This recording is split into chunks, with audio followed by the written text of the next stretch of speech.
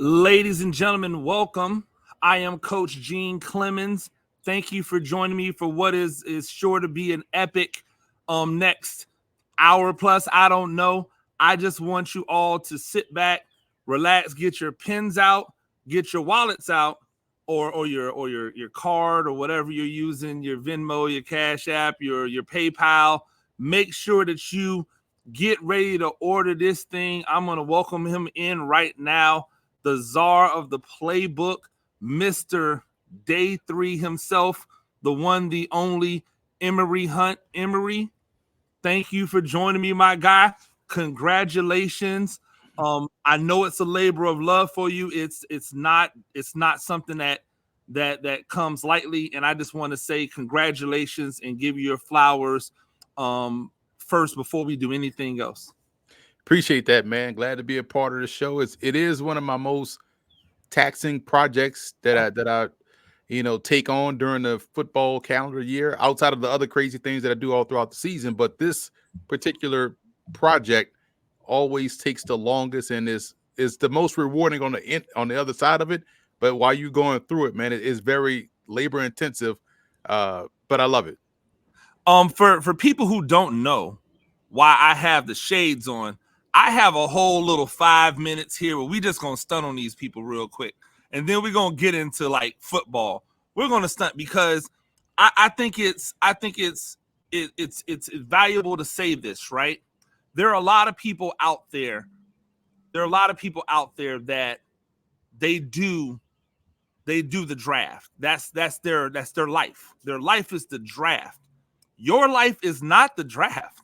Your when you first created football game plan, I know that the thought process was to tap into every aspect of football, not just the NFL, not just the highest level, and not just a small section of the highest level, but every aspect of the game, from high school to youth league to women's and Canadian and European leagues, German football leagues, like arena football, indoor football. Like, you've wanted to cover it all. You want it to be the one-stop shop for everything football related. And as it's turned out over these years, you've had your irons in a lot of fire.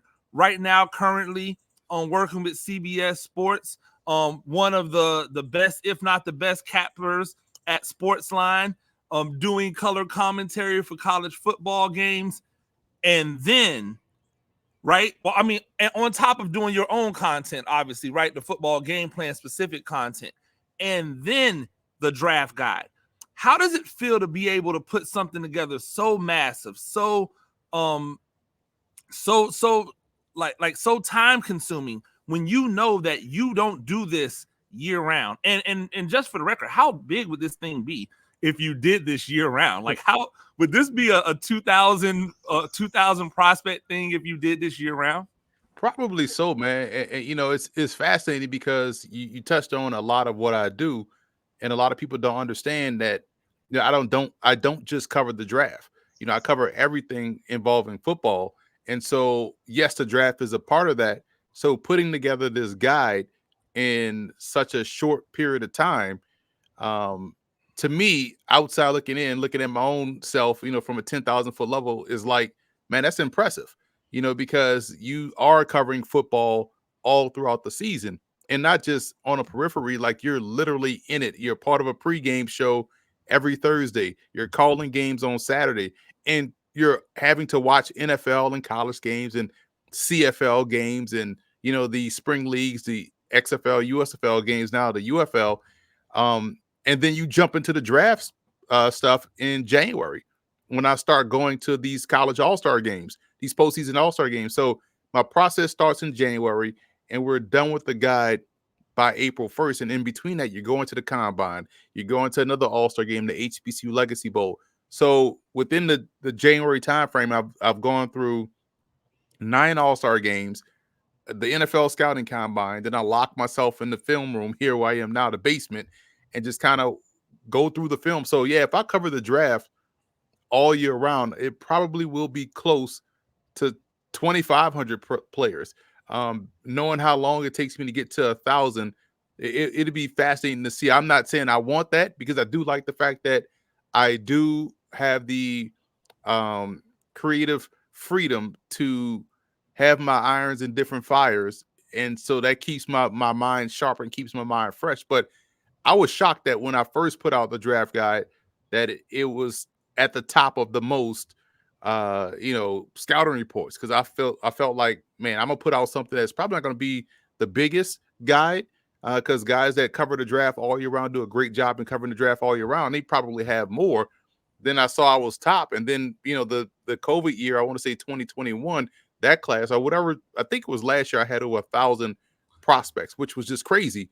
When you think about, man, that's 1,000 individual scouting reports, and to put all that together, you kind of set the bar high to where now you've been at the top for so long that you kind of keep going with it, and you realize while you're doing it, your guide is so useful, not for the draft, but also for the preseason, also for the entire duration of the regular season. It's great for the CFL. It's great for the UFL. It's great for the international game, the European League of Football. It's great for all of those things. It's great for sports betting, because now you have an understanding of who's on these rosters because you've done the work.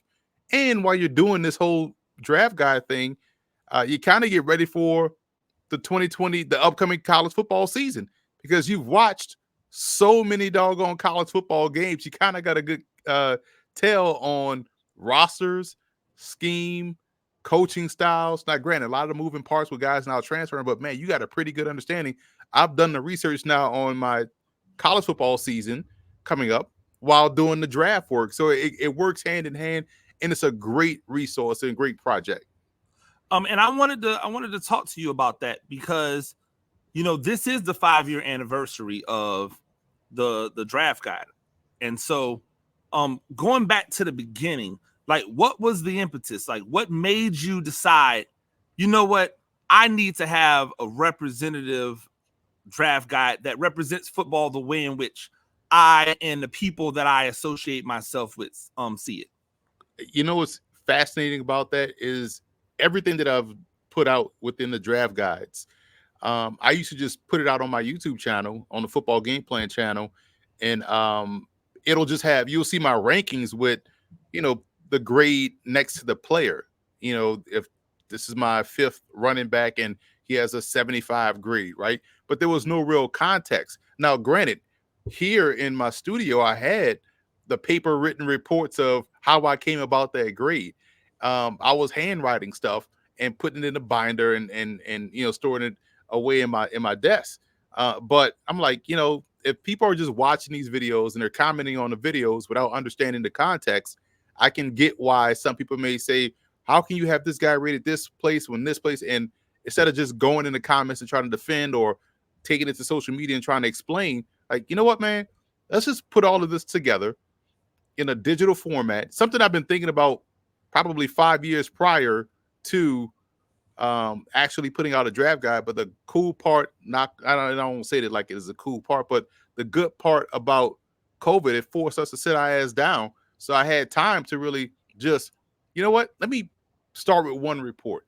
And I found it was a lot easier, more efficient and quicker to type in my comments right after I watched the film and move on to the next one instead of writing down everything and then going to the next page. And it's just like, it was easier, and I was flying through, which is also probably why I was able to get through so many prospects, because you're not writing stuff down, and you're able to work while you're watching.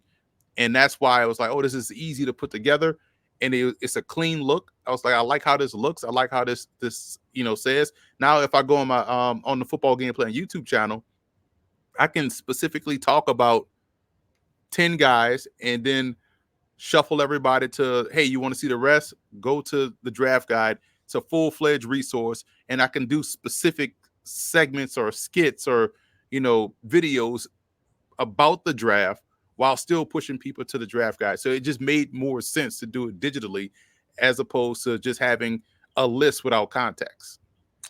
Absolutely. And that brings in a great question, because you mentioned going and doing like the top 10 on on the Football Game Plan YouTube channel, and then referring them back to the draft guide, which is so much more substantial.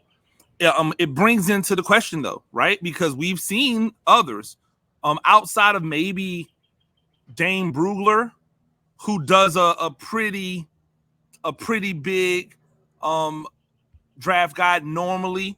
And shout out to Dane and the work he does, but not to this level. When you look at other people and when they do their draft evaluation, it ends up being, oh, well, the top 100, the top 200, the top 250. Why so many prospects? Like, why put together a draft guide this expansive? To show people, one, it's a selfish reason. It's maybe a little bit of a vanity project to show people what can be done, what's possible. You never want to think that nothing is impossible until someone does it, right? So if Emory is able to put out a guide this, why can't I put out? Yeah, you kind of want to set the bar so people can, continue to push the thing forward. Because if you notice right now, we're all talking about, not we in terms of us, but we in terms of the industry. In terms, it's talking about the same 9 players. They're gonna be shit out of luck when we get to like pick 15. Like, man, I've talked about how many more Malik Neighbors scout reports can we see? We know he's good. Move on, right? So the reason why I do so many or grade so many prospects, one is to set the bar and kind of get everybody to strive toward that. And two, and this is most importantly, because I don't want to waste my time. If I'm going to all of these different All-Star games, if I'm going to 9 All-Star games and I'm not having reports on 95% of the guys that are there, then why am I going to all these All-Star games? I could just go to the Senior Bowl, go to the Combine, and then do a top 100, right? And why, if I'm like, it's a good resource. And thirdly, and this is also very important too, this is one of the reasons why I do it, because it helps sharpen your blade and keep your blade sharp. It is so easy to watch Ohio State and say, wow, that's a really good player. Like, no shit, he's at Ohio State. It's easy to see that, right? But go to a Bridgewater State game or watch a Division III game and find a pro prospect. That's how you become great at what you do and sharpening your blade. And you're able to find a guy there. You can find a guy at Purdue, but can you go to, Wisconsin Whitewater and check out a game and say, that guy can play on Sunday. This guy can play in the XFL. That may be a CFL guy.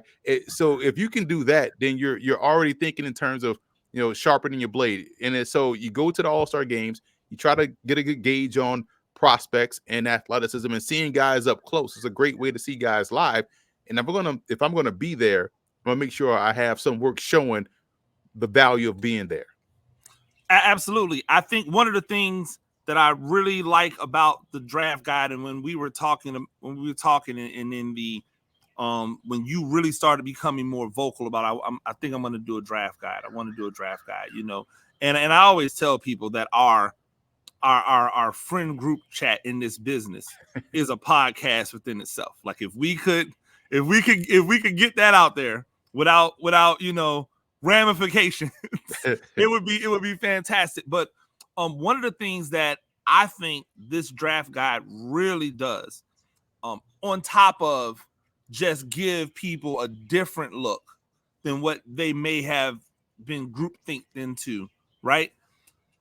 I think it also allows for us to highlight and give and give light to all of these prospects that are going to play in places that are not the NFL, right? Like, there's over 900 prospects. Not all of them are going to the NFL. We all know that. But how many times have we seen throughout a season, oh, such and such just made a play, such and such just did this, and then you'll pop up, hey, this was my evaluation in my 2022 draft guide, or this is how I had them in the 2021 draft, and this, and nobody else. When people say, who is this guy? When people say things like that, yo, who is this person The one person that everybody, the entire industry turns to is Emory Hunt. Yo, if we don't know who he is, I guarantee you Emory Hunt knows who he is. And that is impressive, especially when you consider that you don't do this year round. I don't listen, and I think there are a lot of people who do a great job in this space, right? So this is not a shot. Well, maybe it is a shot. You know me. I don't really particularly care. Maybe this is a shot, but it's not intended to be like demonstrative or damaging to them. I just don't understand how you don't know more if 365 days of the year you are focused on one thing and one thing only. Like I just don't get that. Which is why it's it's the same beef I have with football coaches who say that they live and breathe this and they don't do anything else and they come in at 4 a.m. and they don't leave until 12 o'clock at night. Then why are you so bad? Like if this is all you do and you do this for 18 hours a day, then why are you not better at your job? So to see that you're able to do this, and I do think you have the advantage because your other jobs work into this, right? And you're a real football guy. You didn't come from some back doorway. You weren't a journalism student that decided that, oh, well, I got an internship at this place, so I just kind of worked my way up, and I didn't really love football. I just kind of fell into it. You weren't an analytics guy that got recruited because you knew numbers, blah, blah, blah, blah. You're a football guy who then decided to go into a football lane, and you have constantly, you know what I'm saying, done what football players do. And I think this is why football players or athletes are having such success in the podcast space. I think this is why athletes have so much success in broadcasting. I think this is why athletes have so much success in life after sports, is because the work ethic that you need in order to be a Division I caliber football player, if you put that work ethic into anything else, you're going to be successful. And that's why I think you have so much success, and why even if people don't agree with what you said or where you have someone ranked, they can't deny the fact that you've done the work, right? You didn't just put a list out that you screenshotted off your phone onto Twitter and then say that was my work. Yo, shout out to homeboy out there, whatever your name is, with your little 5-7 followers who decided that y'all wanted to shoot at my guy because of where he had play people ranked, and he asked you to show work, and you showed a screenshot of your phone and a list of players that you probably got off the internet. That's all the shooting I'm doing. It's all the flexing I'm doing. I want to start this thing off right. A little congratulations to you, my guy. Like, it is not easy. It is not easy to do that, to give that many evals in a year. And because like I can, we're going to start the day off right and make sure that everybody understands that this is a celebration. Like, as we sit and talk about these, these prospects, this is a celebration, and this is how you're supposed to celebrate. How do you, like, when you finished the draft guide? I know for me, this is what I do. Anytime I finish a big project, I crack open a bottle of whatever my thing is, whatever I'm feeling at that time, and I sit back and I just give a toast, right? I kind of give a toast to myself, almost, like, hey, you did that. When you slammed the computer shut, or when you typed the last key, what did you do? Like, how did you celebrate? Man, I went and watched cartoons. Like, you know what I'm saying? Like, I did something completely outside of football. I went and found some old cartoons and just like some Bugs Bunny cartoons, just watched that. And I had a glass of, my Johnny Walker red. Blue Label. Yeah. Oh, Blue no, Label. Blue Label. Yeah, Okay. Blue All Label. right, You know there what I'm we saying? go. Like, That's what I'm looking so for. I had a glass of that, but that's what I love about sports, man. Doing stuff like this, man. And I can only speak to football, where it gives. So I don't get mad when people shoot shots or critique my rankings. That's fine, because I, like you said, I know I put the work in, and I know the work was genuine and done. But football gives you the greatest opportunities. Hey, man, I'm better than you, and I can prove it. Like, we got to, at some point, sports in general, but I'm speaking specifically to football. Like, I'm better than you. I can prove it. And we get an opportunity to go out and prove it. Like, here's my work. Let's see who's right at the end of the day, right? Or, let's get out there, line up on the line of scrimmage and go. And so that's what I love about the industry, is the challenge, it's the competitive nature. Everyone loves an athlete until it's time to compete. Then they don't want competition, right? But I love competition. I love to compete. And it's why, I was able to get through something like this, because I know if I didn't do it, then it would give people the thought process that it couldn't be done. So I had my Johnny Walker Blue. I laid down, watched some cartoons, got my mind away from football before I dove right back in it, because we got UFL kicking off this weekend. Absolutely, and I'm excited about UFL. And if you want to know what about most of those UFL players, you know where you need to go and look. You need to go and look on the 2023 draft guide, or the 2022 draft guide, or the 2021 draft guide, and I guarantee you will see 95% of the players that are in the UFL have probably, if they're within the last 5 years, since 2000, they've popped up in the football game plan draft guide. And if not, if they're older than that, then if you go to if you go to youtube.com/football game plan and subscribe to his YouTube channel, you'll see those prospects come up somewhere in there on one of those breakdowns from that year. I want to really get into the draft guide. I have questions, because we talk about prospects all the time, but I want people to understand, like, your rankings are your rankings. I don't necessarily, I feel like we influence each other, right? We value each other's opinion when we talk about prospects, but we don't always necessarily 100% agree, right? We don't always 100% agree, but the draft guide becomes your overall stamp on the consensus of how this thing should be done and your views on it, right? So, first question out, and I want to go down every position group, not necessarily every little like nugget, because I know you have like 4 or 5 different wide receivers. We're going to talk about that. I want to get into it. The number one thing, you have 88 quarterback prospects on here, right? It's not the most of any group, but it is the most egregious. Like, why are you out here?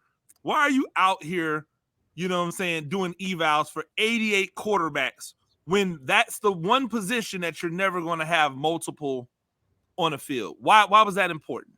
First, let me say this, just to toot my own horn again, like, just for those people to understand the thought process, like, in terms of how it's valuable for betting. I was number one, and I had a winning record in the XFL, winning record in the UFL or USFL at the time, winning record in CFL, winning record in NFL, winning record in college football, winning record in FCS betting. Tell people stop playing with me, man. Like, I know what I'm talking about. Listen, and I'm sitting on and get your money up. And if you're sitting on, if you were one of the great followers that purchased a draft guide since 2020, you're sitting on 4,000 scouting reports from 2020 to today, right? So again, the boy doing the work. But to answer your question, man, going to the All-Star games, every All-Star game, let's say when you think about the Senior Bowl and Shrine Game, right? They have 6 quarterbacks in each. So, but I also go to the FCS Bowl, College Gridiron Showcase, Hula Bowl, Tropical Bowl, and also the Canadian East-West Bowl up in Canada. I go every year in May to check out their prospects. So you factor in 6 times 8 or 9. That's about 45, 50 something, 54 quarterbacks just off All-Star games. Then you factor in the guys that may declare early, that don't go into All-Star games, and some guys who eligibility has run out. Let's say like a Emory Jones, who wasn't in any All-Star game, but he's graduated. He's going to find his way on a roster somewhere, whether it's in the NFL, CFL, or UFL, whatnot. That's it. Damn near brings you to the 80s, right? So, and why would I go again? Why would I go to the All-Star game, see a quarterback throw, and just not put the guy in the guide, like kind of have a grade for him, just in case. You never know. Somebody gets signed in week 6 and it's like, well, who the hell is this guy? Oh, this is the guy I saw at the College Gridiron Showcase. Here's a report. Absolutely. And it also shows people, and it really, this is important because it really starts to dispel the myth. There's just not enough good quarterbacks out there, which is a lie on its face. I want to talk about I want to come back to that because that's a great comment. We hear that all the time. Like this league doesn't have enough quarterbacks to go to every team, and yet every year people are drafting quarterbacks in the first round. I'm like, well, that the math ain't mathing, right? The math ain't mathing. But you've got Caleb Williams at number 1. No surprise. You got Jaden Daniels at number 2. Not necessarily a surprise because of how much he's ascended through his play, and where people think that he can be as an NFL prospect. But then things get a little bit crazy, right? And not crazy as in, oh my God, what were you thinking? Crazy like it just doesn't follow what other people believe it should be.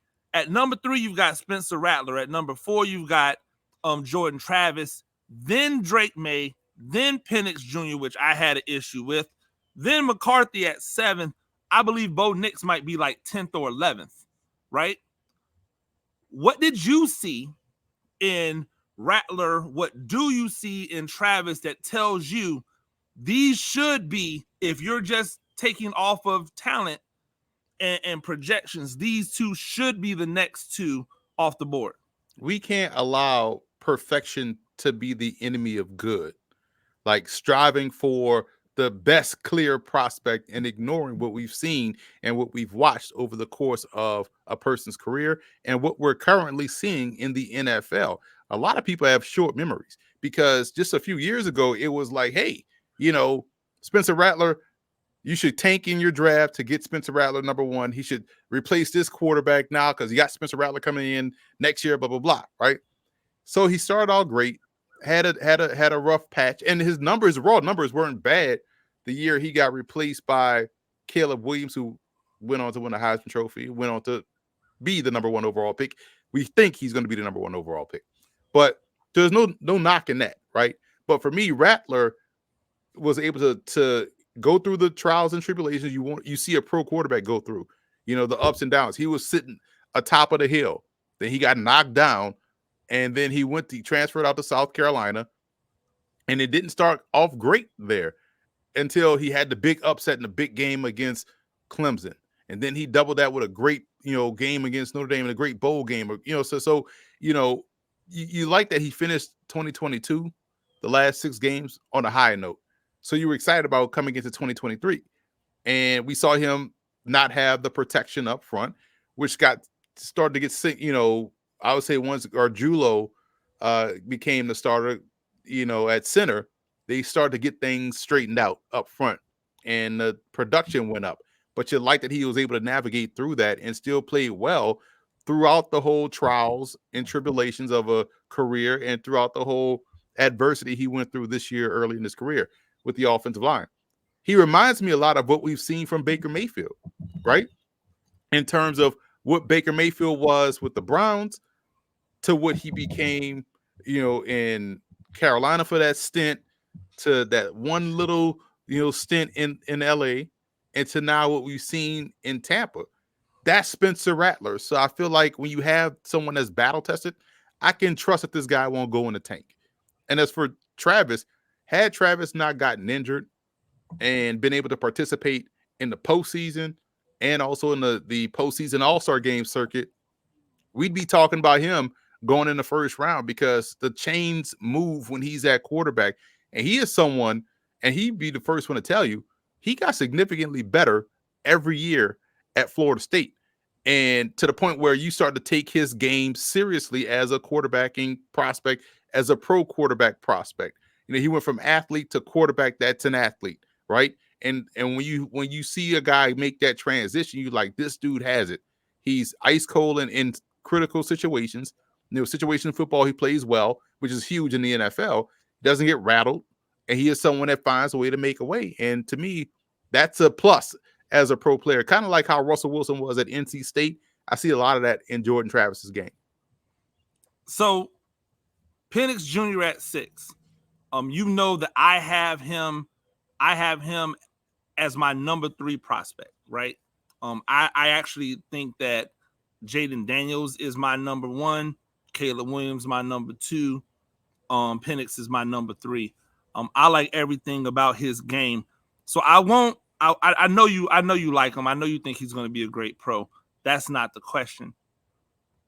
As the world is finding out that Michael Penix is an athlete, I don't know where they've been. I don't know if they never watched him at, at Indiana, or if they didn't look at him coming out of high school, or what happened. But they're now finding out that he's an athlete, like a legitimate high level athlete.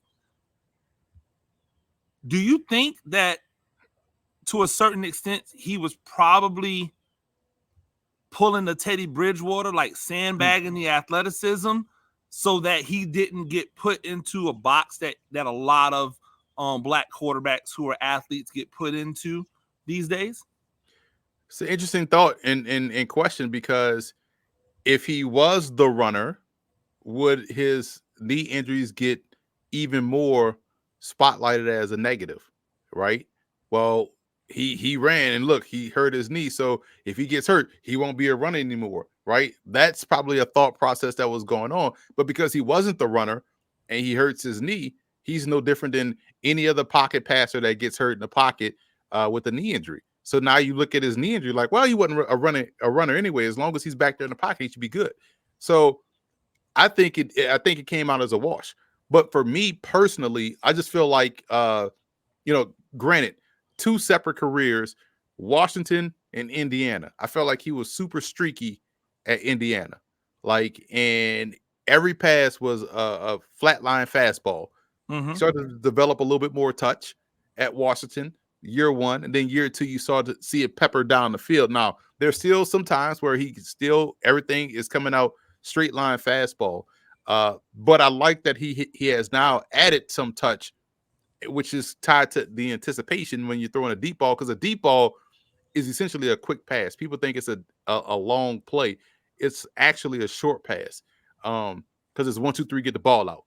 But you have to really get the ball out on time. You have to anticipate that your guy is going to win to get underneath it. And he's shown that anticipation, which allows him to develop that touch that he didn't have at Indiana, in my opinion. So I have 2 movies of, like, I'm watching House Party 2 juxtaposed to House Party 3. House Party 3 has the same elements in it, but it doesn't feel like House Party. It feels like a completely different franchise than watching House Party 1 and 2. And so that's where I was with Penix, and that's why he was not in my top 3. Okay. So with that being said, right, we know what the top of the board looks like for quarterbacks. Let's go down to places where others haven't gone. Deep cuts. Who is someone in that, that 40 beyond range, that if they land with the right organization, if they get lucky and somebody gets hurt or somebody performs poorly and they get an opportunity, who's that guy from 40 on that you think with the right opportunity has a chance to be out of here? Listen, Dylan Hopkins from New Mexico. I was shocked at how well he threw the football, because New Mexico spent their Saturdays getting blown out in every doggone game, right? So, but I'm watching Dylan Hopkins and I'm like, damn, that's a pretty impressive throw.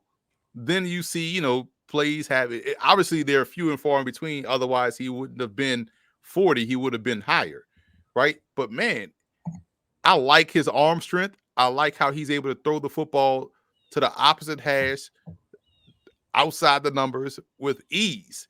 And it's like, he can really drop the football. And you think, okay, if he gets into a situation where, you're thinking hard play action fake, deep shot, intermediate to deep, he's killing it. And I was like, man, this dude really got some talent. And for 2025, you do have some They got some talent on that New Mexico team. People are going to talk about their running back and they're going to talk about their receiver. Them dudes could flat out ball and fly. But watching Dylan Hopkins, I was like, if I was a team in round 7 or undrafted free agent or a UFL team, I'm trying to get his services like right away. So is that your guy that you think the UFL should be harassing right now? Like, don't even think about the NFL, buddy. Come on over here and hang out with us. If there was one guy that if you were in a UFL general manager that you could convince to not go and be on somebody's practice squad, but come over here and play football, who would it be? Man, listen, it's not just one guy. If I was a UFL GM, man, I'd be killing it right now because I would straight up tell these dudes like, look, bro, you know the league not gonna check for you like that. Come over here, play some pro ball. We start our season before the draft. You get 4 games of pro tape on record. Let the league reevaluate you from there. So I'm reaching out to Joe Milton. I'm reaching out to Talia Tungavaloa. I'm reaching out to Dylan Hopkins. I'm reaching out to DJ Irons. I'm reaching out to Emory Jones. I'm reaching out to Cade Peterson of Grand Valley State. I'm reaching out to all these guys like, listen, you guys can play, but there's questions about whether or not you can play at the pro level. Well, we are a pro league. Come take this little 4-week investment, get you some reps in there, bypass that whole NFL draft process in terms of the pregame, the pre-draft process, whether it's an all-star game or the combine. Man, just come get ready for our UFL season. Come ball out 4 weeks. You get 3 weeks, get your 3 games in of pro tape, kill it. And now come April, the league is like, man, we had this guy as a priority free agent. Now we've seen him against pro players, against a pro defense, against pro scheme. Now he's elevated himself to a 4th round pick, and we give him a chance to at least compete for the number 2 spot, as opposed to coming in on a tryout camp basis or come in as a free agent and maybe get 5 snaps during the preseason, the entire preseason, and we cut him at the end of the final cuts. Man, take that chance, come over here. Obviously, you won't make the same amount of money that you could make as an NIL guy, or if you get onto a team. I get the financial part of it, but this is about playing and elevating your status. There's nothing better than fresh tape. Come out here and get some fresh tape for 3 weeks. And for me, that guy is Davius Rashad, right? Like if I'm a UFL team, I already know the game plan. They're not going to take him serious. He's from an HBCU. HBCU quarterbacks get dinged immediately just because they're from an HBCU. I know he can ball out. I saw how prolific he was at North Carolina Central.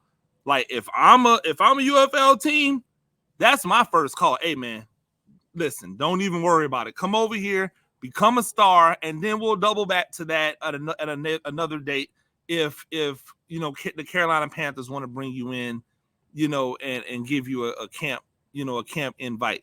But you can play this entire year. You can get your name up, get your star up. I don't know why the UFL isn't using this model. I don't know why they're trying to regurgitate talent that's kind of been around, but I think they're either going to figure it out or there's going to be some issues with the league going forward. Trending, right? Who's trending towards number 1 as your quarterback for 2025? Oh, that's easy. Shedeur Sanders. He is the clear-cut number 1 option at the position in the class. I don't find the discussion to be serious when people don't have him as QB1, maybe QB2 if you want to, put somebody else ahead of him. But he's not better. He's not worse than Carson Beck or Quinn Ewers or anybody else you want to throw in front of him. Like, he is the best quarterback in the country right now in terms of pro prospect and how he's handled. And you go back and watch his games against Jackson State. His touchdown to interception ratio is crazy.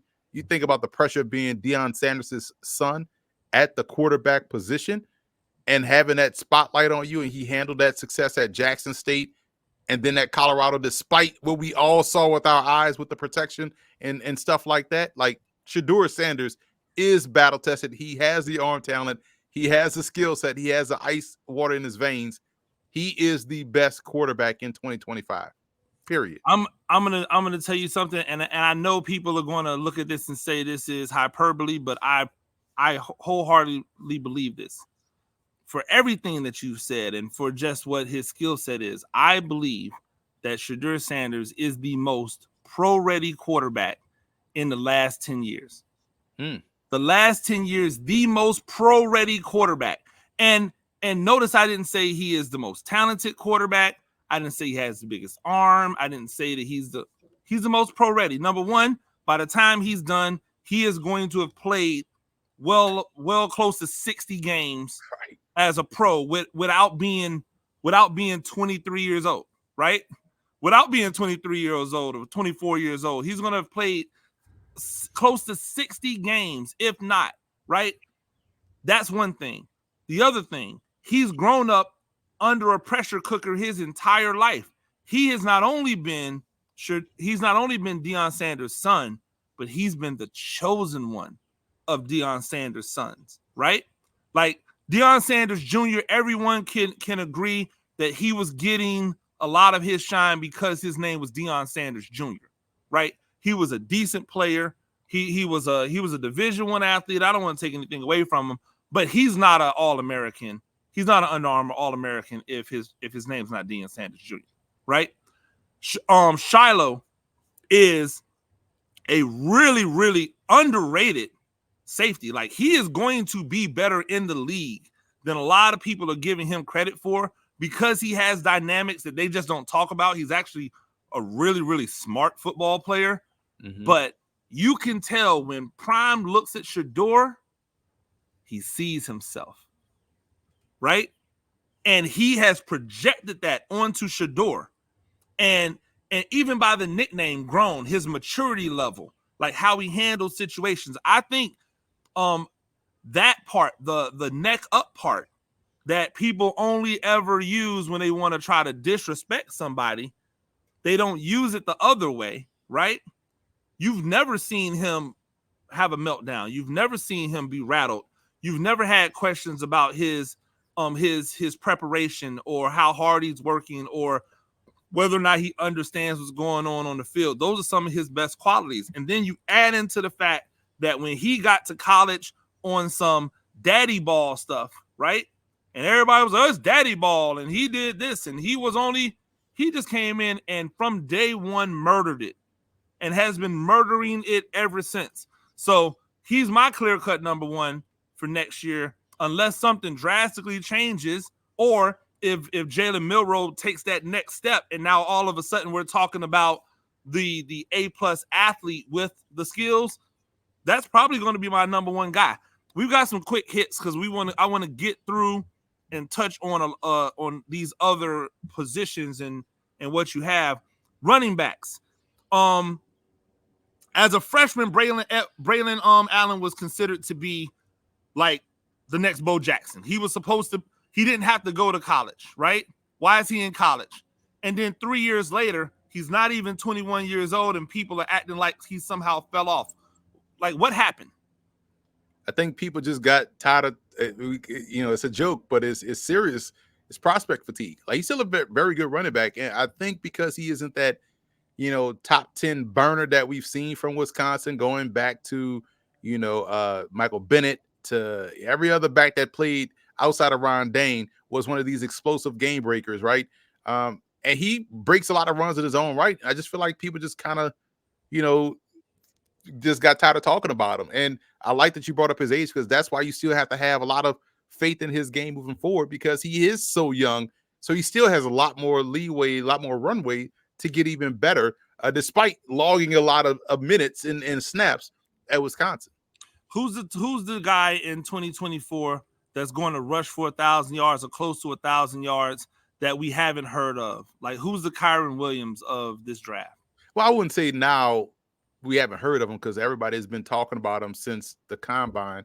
They probably should have been talking about him since the season, but it's Isaac Garendo of Louisville.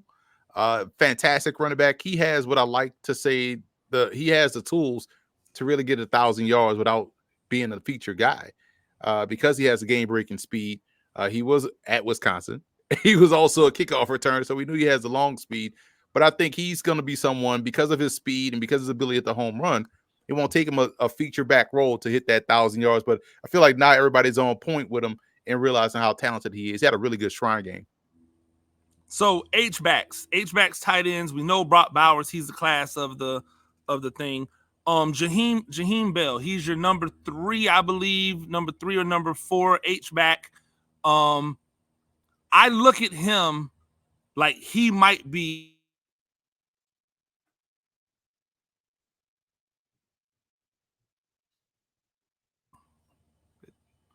Sorry, I might have a glitch right there. Are you back? You hear me?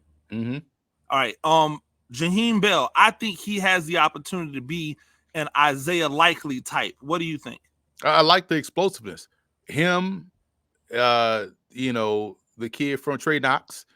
I also like the H-back from NC State. Like, these dudes are explosive. Bell is explosive. I think people underestimate how athletic he is, how explosive he is. He can also carry the football too. You can get creative in how you want to use him. So yeah, I could see him having a role like that where you say the term he could be better in the pros than he was in college. That aptly describes Jaheim Bell and a bunch of these H-back types, because we've seen them start to carry the football a lot more in college football. Receivers, you have Odunze as your number 1 split, Neighbors as your number 1 flanker, McConkey as your number 1 slot. We know that Marvin Harrison Jr. is highly thought of. Who is your, like, if someone just said, hey, I need one wide receiver because in this league, receivers don't just stay in one spot anymore, who's the guy? Neighbors get buckets. Like he is someone that just, the ball is getting put in the paint. So Neighbors to me is that guy that instantly pops up like, man, give me him. And that's a guy that you want right away, because he can win anywhere on the field. He can win short. He can win intermediate. He can win deep. He's a rack guy. Like, he is someone that just, you could tell he's a hooper's hooper type receiver. Deep cuts. Who's the Costco Neighbors? Like, who's the guy that you can get in the 6th and 7th round that could essentially be like it's going to happen, right? Like, who's going to be a Neighbors like guy in the 4th, 5th, 6th round? Man, listen, it was a great year for Division III football prospects.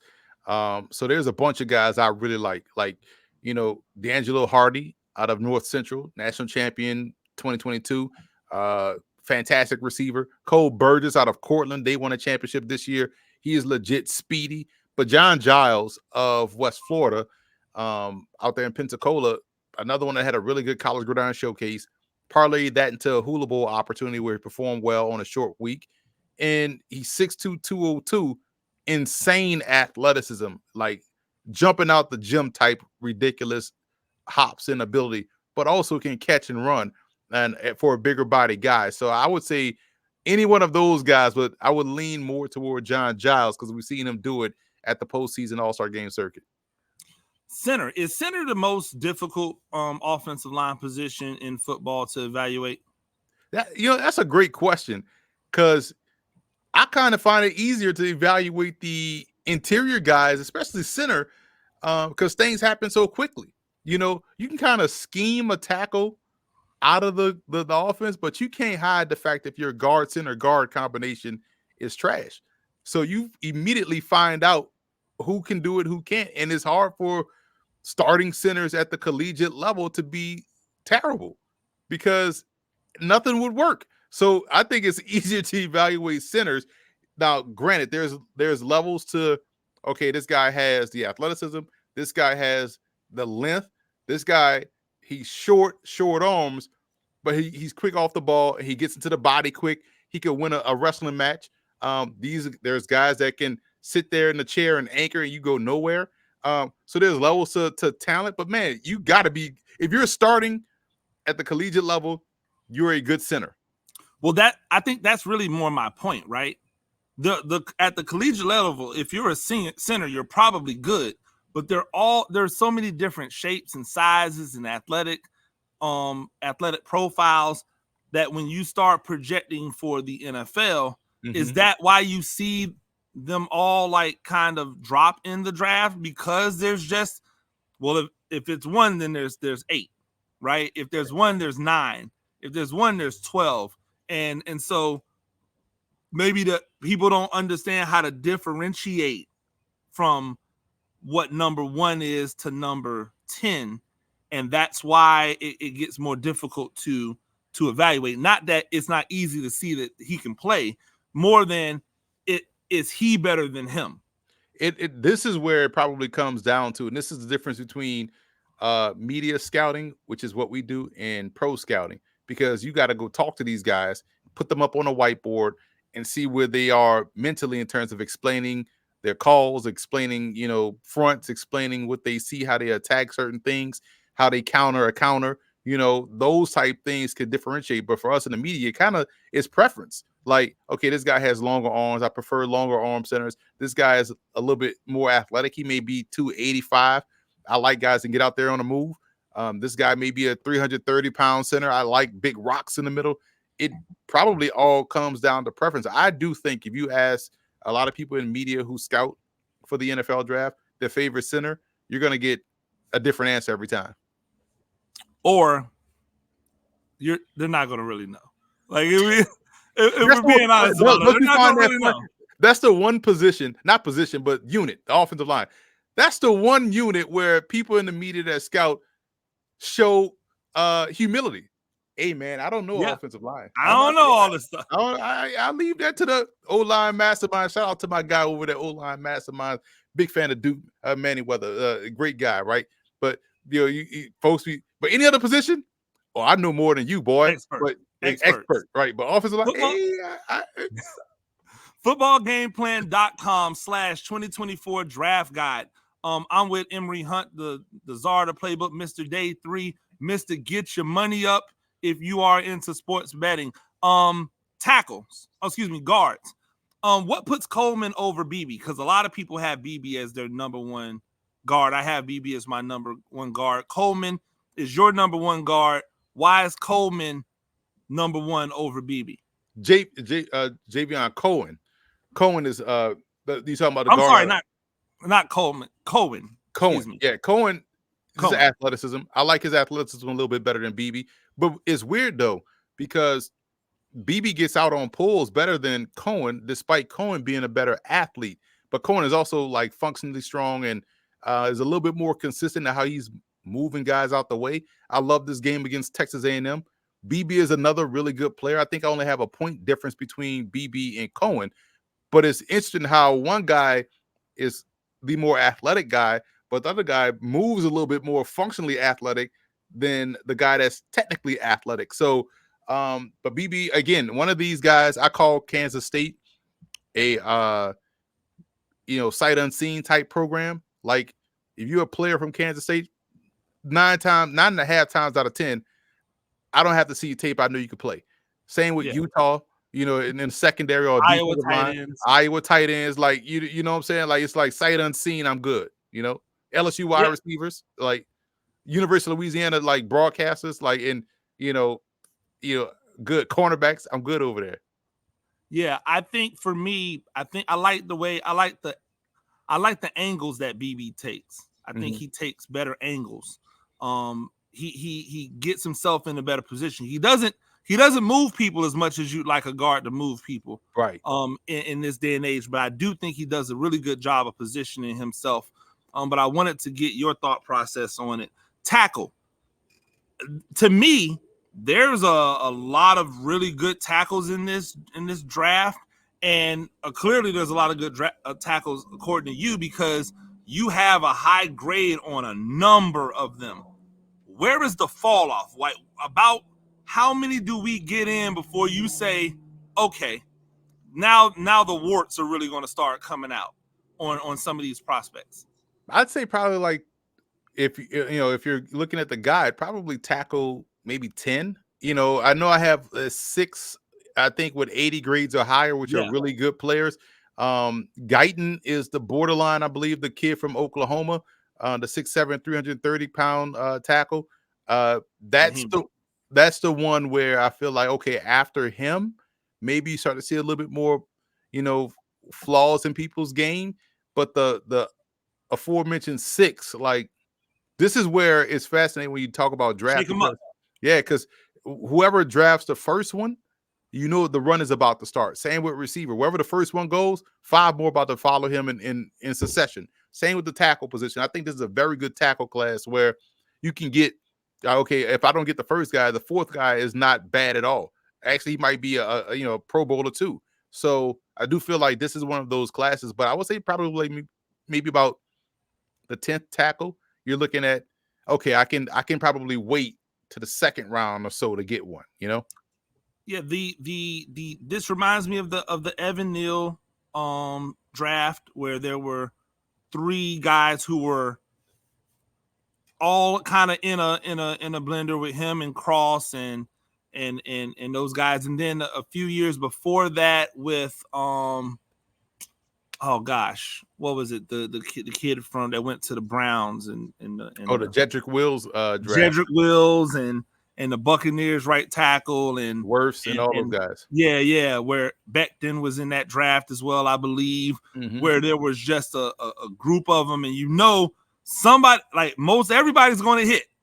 Right. Somebody's going to roll snake eyes. Right. Somebody's going to pick somebody that they think is really good, and it's not really going to be good. DN and edge rushers. I wanted to talk a lot about this defensive side because with specialization happening so much more in the NFL, it has forced us to look at positions differently, right? So quickly, what makes the difference for people that just don't understand when you say, hey, this is a 3-4 D end, a 4-3 defense end, and an edge rusher? What makes the difference? Is it simply just speed and physicality, or what is it that you go, okay, these things are different? Because when you look at your groups, you can see similar size profiles in all 3 groups. So what makes those different? Firstly, why do we have to capitalize edge? I don't know why that started, but whatever. So, but edge players used to be just weak side defensive ends, right? The smaller of the 2. And the edge guys are your more twitchy, your more athletic, pure pass rushers. The 4-3 defensive ends are guys that are used to being able to play with their hands well from a point of attack perspective, shock and disengage, read the run, read flow, go chase the football, play a more traditional role as a down lineman. The 3-4 defensive ends are essentially 5 techniques where they may have longer arms.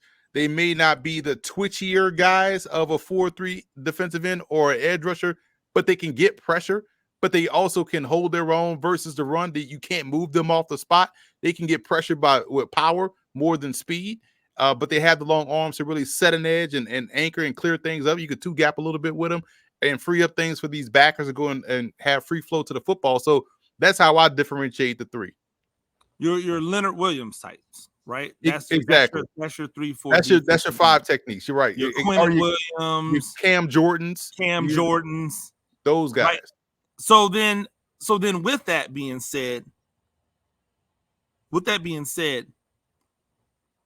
a 3-4 outside line? Like, what happened to the 3-4 outside linebacker? They became edge players. They all became edge players. All became edge. But one of them is a drop guy. Like, one of them doesn't. That's a good point. Like and that ties into another position where the linebacker, the off-ball linebacker, I still classify them as Sam and Will. The Sam backer is technically the one that could be a rush in that can drop.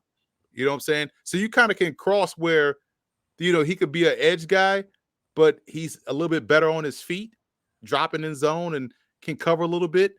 But he's a thicker guy. That's your Sam backer because you can play over the tight end, beat him up, and then drop in coverage and whatnot.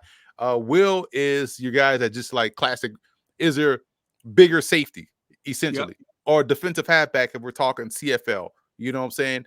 A guy that can play that curl flat, that hook curl, go chase a run across the way. That type of guy is your weak side backer that can cover 1-on-1 with tight ends and also some backs. Defensive tackle wise, who had the most impressive interior D-line when you looked at it? Was it Florida State or was it Texas? Because you have both of them with players that are ranked high as your defensive tackles, and both of them have players who are ranked high as nose guards. So which group, when you were watching film, which group were you just sitting back going, I don't, as a running back, I don't want to run against that group? Texas. Like Texas had like the larger guy and a guy that was active in Murphy. And the larger guy was Sweat. But Sweat, like when he decided to move, he was moving. For Florida State, you know, Fisk was so quick off the doggone ball, and it's just a supremely good athlete. It's like if I was a quarterback, I would hate to have gone against Florida State. If I was a running back, I'd hate to have gone against Texas, if that makes sense. No, perfectly. It makes perfect sense. I was more looking at it. If I was an outside runner, I wouldn't want to run against Florida State. They do a really good job of chasing. If I'm a between the tackle style of offense or type of runner, a hold, a cutback guy, I don't want to have anything to do with Texas. Those from the A to the C gaps, that's covered up by two dudes. Right. They got that a lot. They've got that locked down. When they you saw when they both went into like two techniques and essentially just covered up all four gaps, you had nowhere to go. Like that's got to be the scariest proposition, to look out and see those two dudes in two techs and go, okay, well, I can't run to the A gap, can't run to the B gap. Let me just go ahead and try to bounce that, only to remember that it's Texas and they've got athletes everywhere out there. Like, no wonder Cooper, and this goes into my next thing, because I'm big on Cooper out of Texas. I think out of Texas A&M, excuse me. I think that he has a chance to be a really, really good linebacker in this class. He is big, he's athletic, he's strong, he has a really good football IQ, and you have him as your number 2 linebacker because you've got Jeremiah Trotter Jr. as your number 1. What put Trotter ahead of Cooper for you? Just consistency in coverage. He's a little bit more cleaner in coverage on both sides, man and zone. He just sees it a little bit quicker, a little bit smoother, can break on the ball a little bit better. But to your point, Cooper is someone, when you're watching him, and I got this feeling watching that whole Texas A&M defense, I'm like, this is the Texas A&M defense, type of defense I grew up on, where you had the Dat Wins and those cats, the wrecking crew, a little bit before Dat Win with Quinn Coriat and all them cats, like blowing stuff up. Like, this was the A&M front seven that you like to see. Cooper is one of those guys. So, like, if you wanted Cooper number 1, no argument from me. But the only reason why I have Trotter ahead of him is for that one specific reason of, the coverage. Like, okay, man zone, I know he has the ability to, see it, get there, and turn the ball over. And he turns it over, and he's going to the house. To the crib with it. Like, I like him a lot. Who's the biggest thumper in this draft class? Bro, this is someone, saw this at the All-Star game, on the All-Star game circuit. Then I saw it on film. And it makes sense when I say where he went to school, because you wouldn't expect anything else. Leo Lowen out of Army. Bro, when I say we're sitting there at the All-Star game and at the practices, and everything's going on, how football practices, just like, but then you just hear pop, and you like, yo, what the hell? And it's him in a run game. Then okay, that's maybe he caught the running back slipping, right? You know what I'm saying? He the one dude that's going extra hard. Everybody kind of like going 75%. Here he come, going military speed, right? And then a couple plays later, crack. You like, yo, this dude is out here earning paychecks. And then you watch film, and it's like, I watched their game against I watched the Holy Cross game, because obviously they have a great running back at Holy Cross, and the quarterback Sluka is an athletic guy. You want to see how he can do against athleticism, despite it being an FCS school. Sluka had a clear lane where he was like, okay, he gonna try to break him off. Crack. I'm like, bro. But people always underestimate that, because they're like, oh, look at these dudes. They all, 6 feet, 225. We about to run through these dudes, not realizing they're military strong. These dudes will break your arm in like 15 places, like, and just keep breaking it, right? So this is what you're dealing with. You're thinking, like, man, we about to run through Army. We about to run through Air Force, run through Navy. No, you're not. Like, these little small dudes got like legit depth strength, and they will deploy that on you when you're trying to go physical with them toe to toe. This is what they do for a living And it's life every and death day. for them. It's life Exactly. and death for them for real. Literally. Like if I Yeah, let no, you I hear get you. past me, I'm gonna die. The country's gonna falter. We can't have our military getting blown up on blocks, combo blocks. But Leo Lowen out of Army is legit blowing things up. Cornerbacks. Do you think that the front offices and coaches miss on cornerbacks so much because they don't differentiate in their abilities like you do? Like you have your field corner, you've got your boundary corners, you've got your slot corners. Like you differentiate them because you are looking for, not that that's the only thing that they do, but that's what they do at the highest level.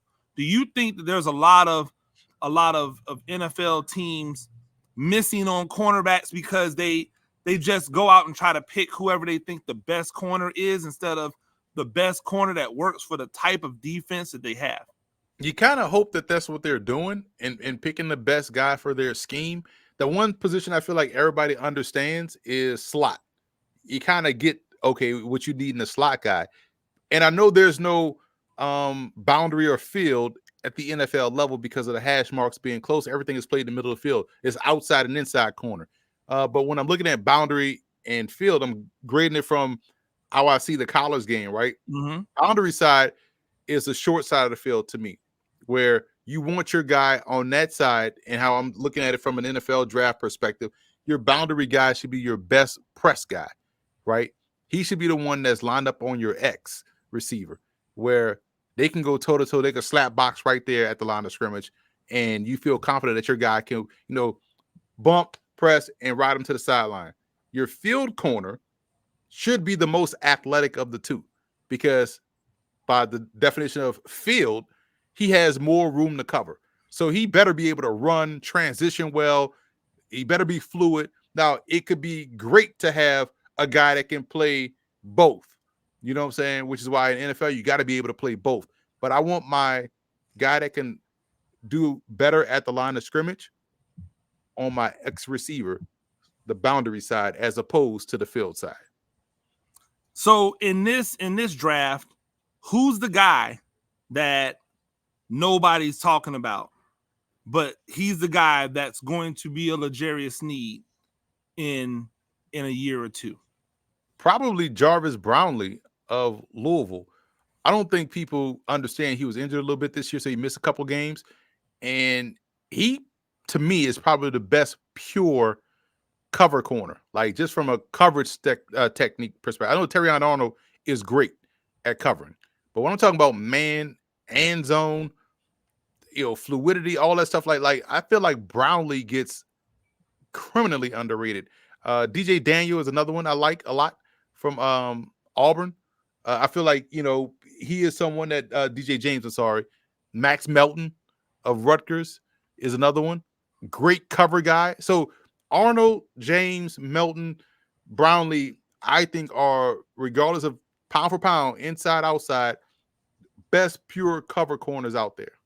And you have Melton as your number one boundary corner, if I'm not mistaken. Correct. And that makes sense now when you're talking about how you look at the boundary guy, why Melton would be so high in your thought process. Safeties.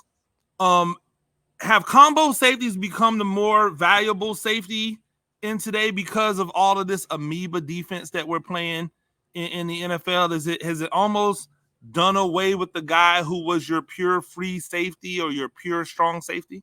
Yeah, great question, because I found it this year. It was a little bit tougher for me to really diagnose that's a free safety, that's a combo guy, that's just strong safety. And the best example I could use is probably, you watch Georgia secondary, all them dudes look like cornerbacks. You know what I'm saying? Like, so now the combo guy is essentially, a safety that can cover. If he's even a safety, he probably just be a cornerback that you just kind of, like Marcus Banks, I believe, from Mississippi State. Like he was a corner, or he was a safety, but can also play corner. Some may view him as a safety, some may view him as a corner. I see him as a slot corner. Is that really different than a slot safety? I do trust his tackling ability. So there's a lot of gray area with those positions. And I do feel like the one dude you probably can clearly define as a strong safety, because that MF probably can't cover to get out of bed, right? But everybody else, there's some leeway between, covering, and can he? Do you trust him deep third? Is he too much of a cornerback when you put him back deep, or does he have the discipline to stay deep? That's how I was able to tell who would be best as a free safety this year. It was like, okay, who's the most disciplined guy when they put them back deep? Like, who's not going to stay off? Who's going to stay on that line and not stay flat and keep their eyes in the backfield? And oh my, something's happened behind me. And who's going to stay disciplined and stay deeper than the deepest? And that's, to me, the guy that either was winning out. Okay, we're going to put him in a free safety box. This guy's going to be a strong safety because I like how he triggers. And this guy's a combo guy because I think he could drop down the slot, do well in man coverage, and kind of chase the ball going away or play the run coming toward him. And that's how you be able to differentiate. What's the one thing that you're going to take away from this draft class as you put a bow on another year in the books? Like, what's the one takeaway from this draft class as a whole? This is a great depth building draft class. And I know every draft should be able to say that, but this is a draft class to where if you need a QB 2, great guys to be that have a track to be a number 1, like a Michael Pratt. If you need a RB2 that pairs with the perfect guy that you already have on your roster, this is a great class for that. If this is a class where you need guys that can cover, you need those because they got a bunch of guys that can run routes in today's game. This is a great class to get a QB, a cornerback 2, 3, a nickel defender. These are the type of depth building drafts that help you go deep into the playoffs. Well, from me to you, I just want to say once again, congratulations on everything you do, but congratulations on another draft guide in the book, the 2024 draft guide, football game plan. Go ahead and get it right now. Like, go ahead and go to footballgameplan.com/2024 draft guide. Follow this young man on X or Twitter or whatever you want to call it at Football Game Plan. Follow him on Instagram at Football Game Plan on YouTube. Check him out on CBS. Subscribe to his picks on Sportsline. Do all the things. Check him out on Saturdays. Looking sharp. I'm trying to come for you, man. I'm just putting it right out there. Like, when you see me on broadcast on Saturdays, just know I am shooting at Emory Hunt, Mr. Day 3. Thank you once again for joining me. Thank you for allowing me to do this. I love watching your work, man, and I'm super excited for you and what 2024 holds. Well, listen, I appreciate you bringing me on to do this. I wouldn't have done it with anyone else but you. I love you as a brother, love you as a friend, love you as an analyst, and I want people to understand, man. Like, this is what football game plan is all about. And when you get the draft guide, pay attention to those last 3 pages of the draft guide, because that's going to give you the idea and the thoughts of what's coming down the pike. Maybe this summer, maybe right before the NFL season.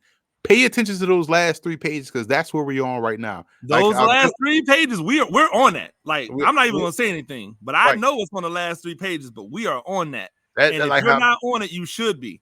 How Bill Belichick said we're on in Cincinnati, like, we're on to that. Hey, now. let me put these back on for them haters out there. Let me put them on for the haters. Hey, we know you only did 150 people.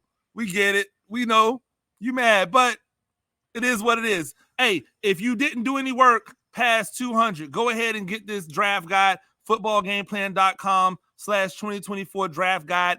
We know that you don't know what these players are like.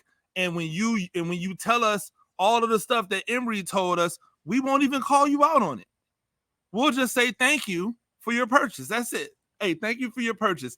Hey, Emory Hunt, once again, ladies and gentlemen, that's our time. I'm Coach Gene Clemens. You know where to find me, at Gene Clemens everywhere. Make sure you subscribe to the YouTube channel, Coach Gene Clemens. Everywhere else is at Gene Clemens. Until next time, peace.